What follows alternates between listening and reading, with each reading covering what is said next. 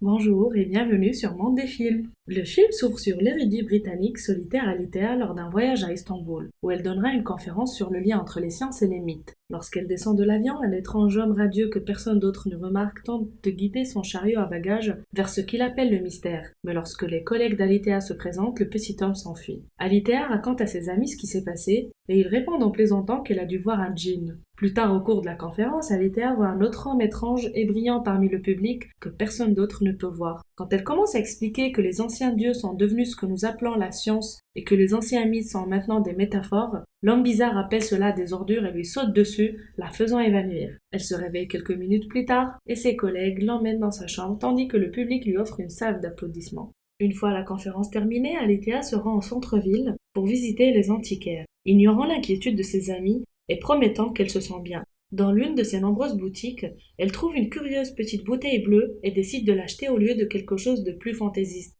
Le lendemain matin à l'hôtel, elle lave la bouteille et parvient enfin à l'ouvrir, ce qui libère un djinn qui occupe la majeure partie de l'espace de la pièce. Après avoir essayé différentes langues, Alitea découvre que Djinn parle grec. Il lui explique qu'elle ne doit pas le craindre. Il lui est redevant maintenant, il lui accordera 3 souhaits, bien qu'elle ne puisse pas demander plus de souhaits, la vie éternelle ou la fin de toutes les souffrances. Pendant qu'il parle, le djinn touche à tout ce qu'il trouve dans la pièce, allume la télévision et apprend rapidement l'anglais grâce à ses transmissions. Ensuite, le djinn demande à Alitea les souhaits et les désirs de son cœur, mais Alitea est mal à l'aise avec le concept et doit y réfléchir. Tout d'abord, elle partage une petite partie de son histoire qu'elle n'a jamais racontée à personne. Quand elle était enfant et étudiait dans un pensionnat pour filles, elle était déjà une personne très solitaire. Un jour, un mystérieux garçon surnaturel a commencé à lui rendre visite et à lui tenir compagnie chaque fois qu'elle traversait des moments difficiles, lui racontant des histoires dans une langue que seuls eux deux pouvaient parler. Ne sachant pas combien de temps il resterait, Alitea a commencé à tout documenter sur ce garçon. Mais plus elle a essayé d'insérer du réalisme, plus elle a commencé à douter et elle a commencé à se sentir idiote. Au bout d'un moment, elle a tout brûlé dans la fournaise de l'école et depuis ce jour, elle n'a plus revu le garçon. La conversation est interrompue par l'arrivée du petit déjeuner d'Alitea, bien qu'elle n'ouvre la porte que lorsque le djinn disparaît. Après avoir mis le panneau ne pas déranger sur la poignée de porte, Alitea se retourne pour découvrir que Djinn a réduit sa taille et transformé l'humble petit déjeuner de l'hôtel en quelque chose de plus extravagant. Pour gagner du temps jusqu'à ce qu'elle décide d'un souhait, Alitea demande comment Djinn s'est retrouvé dans sa bouteille.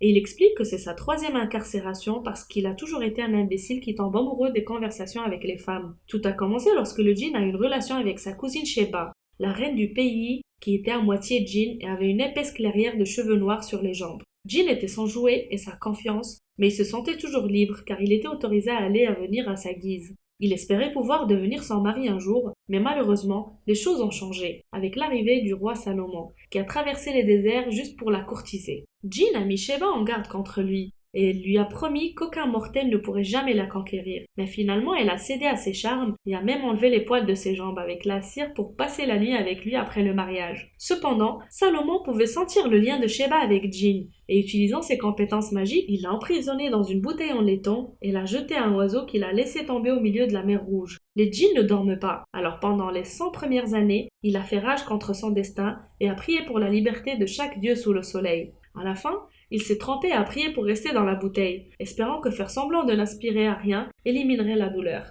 Malheureusement pour les djinns, ne pas avoir de désir est la chose la plus proche de la mort. Maintenant, ils sont de retour sur le sujet de ce que le cœur d'Alitea désire. Elle explique qu'elle a du succès et qu'elle a tout ce dont elle a besoin. Mais si elle n'a pas d'enfants, pas de parents ou de frères et sœurs. Elle était mariée à un homme qu'elle avait rencontré à l'école. Après avoir fait une fausse couche, leur relation s'est rompue et ils ont divorcé. Son mari a déménagé avec une nouvelle amante. Et à ce jour, Alitea conserve encore quelques-unes de ses affaires dans une boîte à la maison.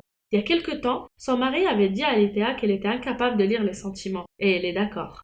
La façon dont son cerveau est câblé la rend intelligente mais provoque également sa solitude. C'est pourquoi elle aime les histoires. Elle peut trouver des sentiments à travers elles. Pourtant, Alitea ne veut pas que son mari revienne. Elle s'est sentie libre lorsqu'elle a divorcé. Mais en tant que conteuse, elle a entendu trop d'histoires sur les souhaits des djinns qui ont toujours un piège ou des récits éditants qui ne se terminent pas bien. Djinn jure qu'il est honorable, mais Alitea n'écoute pas et se demande si elle ne peut pas faire de souhaits du tout. Cela fait gonfler Djinn de douleur, confirmant que des souhaits doivent être faits pour éviter de mauvaises conséquences. Et pour prouver davantage le point, Djinn raconte à Alitea l'histoire de sa deuxième incarcération. Les pêcheurs ont trouvé la bouteille à l'intérieur d'un poisson, mais parce qu'elle était recouverte d'une couche dure, ils ont pensé qu'il s'agissait d'un rocher et ils l'ont jetée. Le rocher a changé de main plusieurs fois, jusqu'à ce qu'il fasse partie d'un mur, où Gulten l'a trouvé en essayant de grimper pour espionner le prince Mustapha. Gulten a vécu comme esclave dans la cour des concubines du palais et s'est évanouie lorsqu'elle a ouvert la bouteille pour trouver Jean. Quand elle s'est réveillée, elle a rapidement su ce qu'elle souhaitait. Elle voulait être l'une des concubines de Mustapha.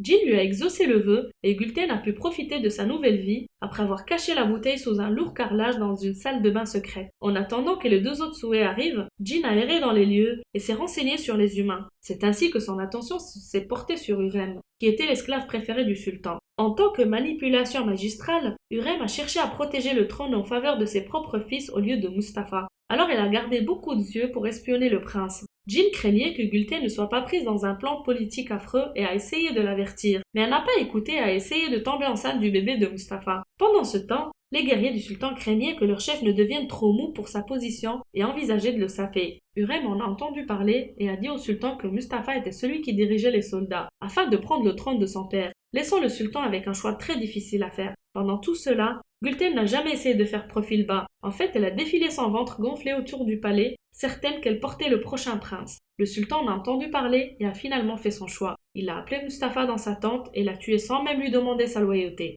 Dès qu'il a appris cela, Jean est allée voir Gulten pour l'avertir. Il viendrait la chercher ensuite et a demandé le troisième souhait. Mais elle ne l'a pas cru et s'est enfuie directement entre les mains des assassins. Jean a essayé de l'aider, mais l'un des assassins était un disciple du diable Iblis et avait le pouvoir de le bloquer. Gulten a été jeté à la mer, tandis que Jean sautait pour la sauver. Il était déjà trop tard. Maintenant, à cause d'un troisième souhait non réalisé, Jean était attaché à ce monde, incapable d'aller au royaume du djinn, jusqu'à ce qu'il puisse trouver un autre maître. Alitea trouve cette histoire très ironique, parce que c'est exactement le genre de récit édifiant dont elle a parlé, où on vous apprend que souhaiter a de mauvaises conséquences. Jean souligne une fois de plus que ne faire aucun souhait équivaut à le condamner, et continue son histoire pour étayer son raisonnement. Après la mort de Gulten, Jean a erré comme une force invisible tandis que sa bouteille restait cachée sous le carrelage. Pendant 100 ans, il a essayé d'attirer l'attention des gens en vain, jusqu'au jour où les princes Murad et Ibrahim ont pu sentir sa présence et ont trouvé la salle de bain secrète.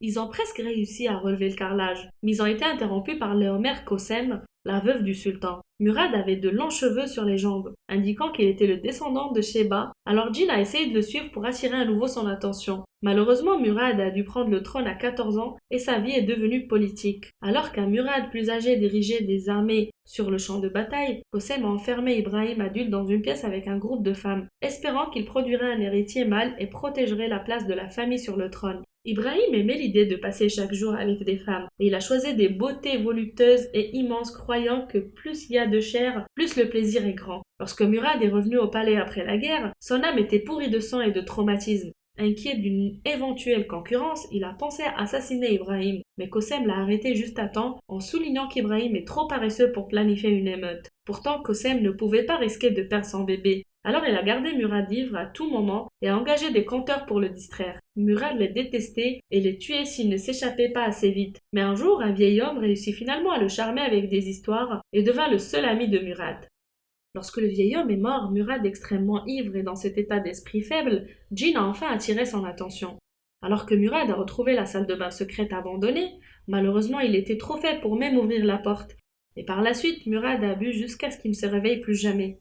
Personne d'autre ne pouvait sentir Jean à l'époque. Alitea comprend très bien ce que ressent cette solitude parce qu'elle l'a ressenti aussi. Pour en revenir à l'histoire, Ibrahim a dû être traîné hors de sa chambre pour s'asseoir sur le trône, et il a nommé sa concubine préférée Sugarlamp gouverneur de Damas. Grâce à ce pouvoir, Sugarlamp était libre de se déplacer et a finalement trouvé la salle de bain secrète. Sa taille a brisé le carreau lorsqu'elle est tombée accidentellement dessus, lui permettant de trouver la bouteille. Sugarlamp ne faisait pas confiance à Jean quand il s'est présenté devant elle, car il n'arrêtait pas de supplier pour un vœu et sentait mauvais. Pensant qu'il pouvait être un escroc, Sugarlamp souhaitait que Jean soit de retour dans sa bouteille au fond du Bosphore. Aux yeux d'Alitea, cette histoire prouve une fois de plus que souhaiter est une mauvaise idée. Elle pense qu'elle pourrait donner Jean à une autre personne plus ouverte à l'idée, mais Jean refuse de se remettre dans la bouteille. Ensuite, Alitea fait 3 souhaits rapides, mais ce sont des choses idiotes, comme souhaiter une gorgée de thé. Par conséquent, ils ne fonctionnent pas, car les souhaits doivent être le désir du cœur. Une dispute s'ensuit où Jean traite Alitea de lâche, et en retour, Alitea commence à se demander si elle devrait souhaiter qu'ils ne soient jamais rencontrés. Cela fait crier Jean, la suppliant d'arrêter car sa bouteille se casse et une force soudaine fait mal fonctionner l'électronique pendant quelques secondes. Alitea devine que cela s'est déjà produit, et Jean raconte la 3e et la dernière histoire. Zéphyr était un enfant trouvé, marié à 12 ans à un riche marchand beaucoup plus âgé qu'elle. Ce marchand avait 2 femmes plus âgées, qui n'aimaient pas Zéphyr. Elle sentait que tout le monde dans la maison, y compris les serviteurs, se moquait toujours d'elle. La bouteille lui est venue en cadeau de son mari, qui l'a vue tomber d'un poisson que le cuisinier ouvrait. Après avoir fini de satisfaire en guise de remerciement, Zéphyr a réussi à ouvrir la bouteille. Jean a rapidement remarqué à quel point elle était brillante et a partagé son histoire avec elle, l'incitant à partager en retour toutes les choses qu'elle avait construites pendant son temps libre. Malheureusement, personne ne la prenait au sérieux, parce qu'elle était une femme, et ce jugement la faisait sentir comme une sorcière avec un pouvoir inutilisé. Son premier souhait était de demander autant de connaissances que possible, et Jean était heureux de l'exaucer en offrant à Zéphyr des piles et des piles de livres. Pour cacher ses livres à son mari, il les a mis dans une bouteille magique. Jean passait tout son temps avec elle, lui enseignant toutes sortes de sciences et de langues, et ils sont finalement tombés amoureux.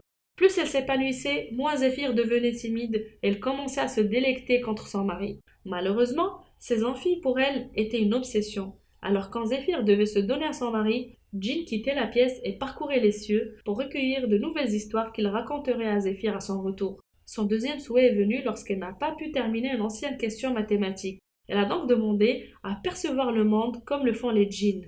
Cela lui a permis de voir toutes les solutions dont elle avait besoin. Cela l'a également mise enceinte d'un bébé de djinn. Il était incroyablement heureux avec elle et ne voulait plus partir pour le royaume de djinn. Alors il a empêché Zéphyr de faire le troisième souhait. Cela a mis en colère Zéphyr, qui a alors pensé que Jean l'a piégé comme son mari l'a fait. Chaque fois qu'une nouvelle dispute commençait, Jean se mettait dans une bouteille pour la calmer. Mais la dernière fois, Zéphyr n'en pouvait plus et souhaitait qu'elle puisse oublier qu'elle l'avait rencontré. La magie lui a permis de tout oublier en un instant, et Jean s'est de nouveau retrouvé coincé dans une bouteille. Après avoir entendu cette dernière histoire, Alitea sait enfin quoi demander. Elle pense qu'elle est là pour aimer Jean. Elle souhaite qu'il l'aime en retour, afin que leur solitude puisse être ensemble. Jean accepte et ils passent une belle nuit ensemble. Le lendemain, Alitea doit rentrer chez elle à Londres. À l'aéroport, elle essaie de garder la bouteille dans sa poche, mais le scanner la détecte et la sécurité lui fait poser sur le plateau. Alitea a failli tomber en panne en pensant que le scanner ou le tapis roulant briserait le verre, mais heureusement la bouteille survit à l'inspection. Une fois arrivée, Jean doit s'habituer à la grande ville car tous les bruits constants et les ondes électriques dans l'air submergent ses sens. Les deux commencent une vie paisible et heureuse ensemble, et chaque fois qu'Alitea doit travailler, Jean en profite pour se faufiler pour regarder les dernières inventions de l'humanité, comme les techniques de chirurgie avancée et le collidaire. Un après-midi, Alitea rentre du travail et trouve Jean au sous-sol en train de dormir, ce qu'il n'est pas censé faire. Son corps se transforme lentement en cendre à cause de l'effet que la ville a sur lui. Ainsi, Alitea utilise son deuxième souhait pour le faire parler à nouveau. Ensuite, les deux ont une conversation importante, où Alitea se rend compte qu'elle n'aurait pas dû forcer l'amour entre eux. Alors elle décide de libérer enfin Jean. La bouteille se brise, et Jean retourne dans son royaume d'origine après qu'Alitea se soit endormie. Le lendemain matin, elle met les quelques affaires que Jean a pu utiliser dans une boîte et la range à côté de celle de son ancien mari. 3 ans plus tard, Alitea a fini d'écrire et illustrer un livre avec toutes les histoires de Jean. Soudain, elle est surprise de voir Jean apparaître devant elle. Maintenant qu'il a retrouvé la santé, il peut lui rendre visite de temps en temps, l'aidant à chasser sa solitude de manière plus naturelle. J'espère que notre résumé vous a plu, alors je vous demanderai de vous abonner afin de recevoir plus de résumés. Et je vous souhaite une excellente soirée.